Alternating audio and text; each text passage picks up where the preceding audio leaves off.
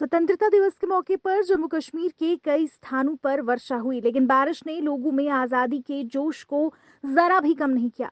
कोई छाता तो कोई रेनकोट पहन बख्शी स्टेडियम की ओर बढ़ता नजर आया। स्वतंत्रता दिवस का सबसे ज्यादा जोश स्कूली छात्रों में दिखा। भारी वर्षा के बीच भी छात्र परेड और रंगारंग कार्यक्रम में हिस्सा लेते हुए नजर आए।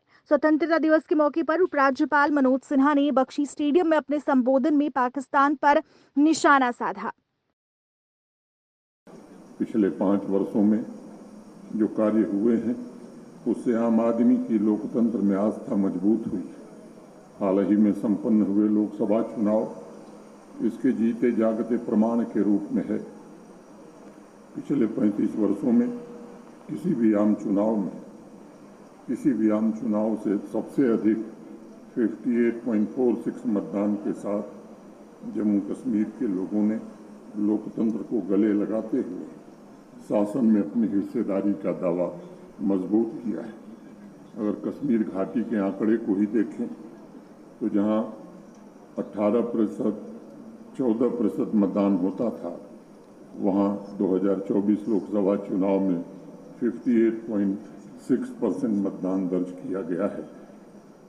और मुझे उम्मीद है कि आगामी विधानसभा के चुनाव में यह मत प्रतिशत और बढ़ेगा। आज मैं जम्मू कश्मीर के सभी नागरिकों का आह्वान करना चाहता हूं कि पिछले 5 वर्षों में लोकतंत्र की जड़ें गहरी हुई। अब हमारा सामूहिक संकल्प होना चाहिए कि लोकतंत्र के आदर्श हमारी चेतना का अहम हिस्सा बने। संविधान में निहित मूल्य हमारा सहज स्वभाव बने। पकुन छुम्य जमूरिकन मसवरन प्यथ मैं दुनिया छू मिलचार किन्य पुन बनाऊं। में लोकतंत्र के पथ पर चलना है और सारे संसार को विश्व मैत्री से एक बनाना है।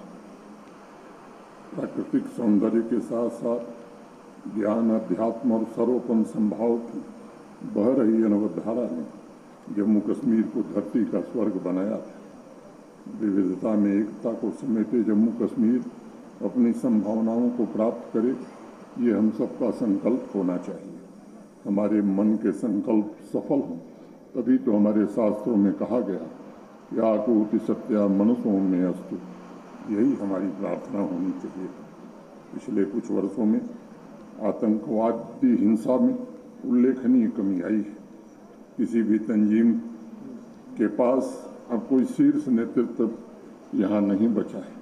बंद, हड़ताल और स्टोन पेल्टिंग अब इतिहास की बातें हो गई हैं। विकास की नई धारा, चुनाव में बढ़ चढ़ के मतदान और लोकल रिक्रूटमेंट के समाप्ति के बाद आतंकवाद का सबसे बड़ा सरगना हमारा पड़ोसी मुल्क बौखलाया हुआ है।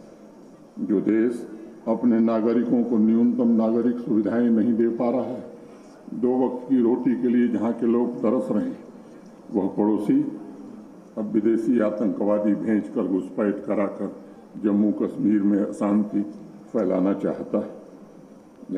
जम्मू संभाग में पिछले दिनों में कुछ दुर्भाग्यपूर्ण घटनाएं हुई। हम अपने बहादुर ऑफिसर्स को हमने खोया है, जवानों को खोया है, हमने नागरिक भी खोए।